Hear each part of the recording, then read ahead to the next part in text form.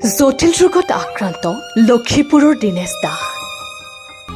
উন্নত চিকিৎসাৰ বাবে চৰকাৰ আৰু ৰাইজৰ ওচৰত কাটৰ সহায়ৰ আহ্বান।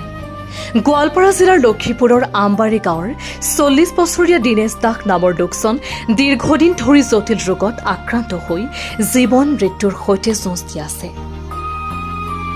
জানিব পৰা মতে প্ৰায় ২ বছৰৰো অধিক সময় ধৰি লিভাৰৰ জটিল সমস্যাত ভুগি থকা দীনেশ দাসে ইতিমধ্যে বিভিন্ন চিকিৎসালয়ত চিকিৎসা গ্ৰহণ কৰি আহিছে যদিও সম্পূৰ্ণ সুস্থতা লাভ নকৰাত এতিয়া উন্নত চিকিৎসাৰ প্ৰয়োজন হৈছে। পৰিয়ালৰ একমাত্ৰ উপাৰ্জনকাৰী দীনেশ দাসৰ অসুস্থতাৰ ফলত চিকিৎসাৰ খৰচ বহন কৰাৰ লগতে পৰিয়ালৰ দৈনন্দিন জীৱন যাপন চলোৱাটো কঠিন হৈ পৰিছে। আৰ্থিক অনাটনৰ বাবে এতিয়া উন্নত চিকিৎসা গ্ৰহণ কৰাটো অনিশ্চিত হৈ পৰিছে দীনেশ দাসৰ বাবে। এই কঠিন সময়ত চৰকাৰ তথা বিভিন্ন সামাজিক সংগঠন আৰু দয়ালু ৰাইজৰ ওচৰত সহায়ৰ বাবে কাটৰ আহ্বান জনাইছে দীনেশ দাসৰ পৰিয়ালে।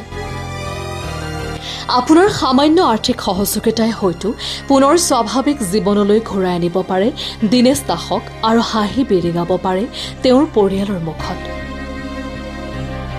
যদি কোনো সদাশয় ব্যক্তিয়ে সহায়ৰ হাত আগবঢ়াব বিচাৰে তেন্তে স্ক্ৰীণত দিয়া নম্বৰত 9101872426 নম্বৰত সহায় কৰিব পাৰে। এনে বহুত দিনৰ পৰা বেমাৰ, বহুত চিকিৎসা কৰিলোঁ, ভাল নহয়।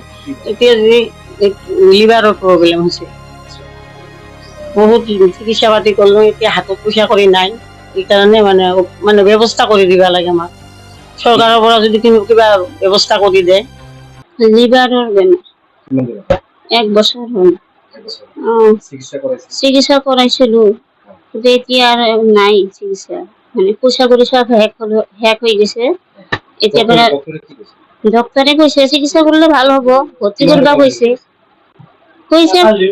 মানে পইচাৰ কোনো কি নাই, মানে যিখিনি মানে ভৰ্তি কৰিছে আমাৰ ভৰ্তি কৰিলে 1 লাখ টকা মতো লাগিবই আৰু। ভৰ্তি কৰিব চাইছো, সেইকাৰণে পইচা কৰি নাই। এই যে মানে সমাজী মানুহকেইটাৰ কাছত অনুৰোধ জনাইছো অলপমান যদি সাহায্য কৰা। এইটোই কথা। আৰু মানুহ হয় বহু দিনৰ পৰা বেমাৰটোত ভুগি আছে, লিভাৰৰ প্ৰব্লেম হয়। যদি সদস্যৰ ব্যক্তিয়ে যদি সাহায্য কৰিব বিচাৰে তেতিয়াহ'লে সাহায্য কৰিব পাৰিব। পৰিয়ালত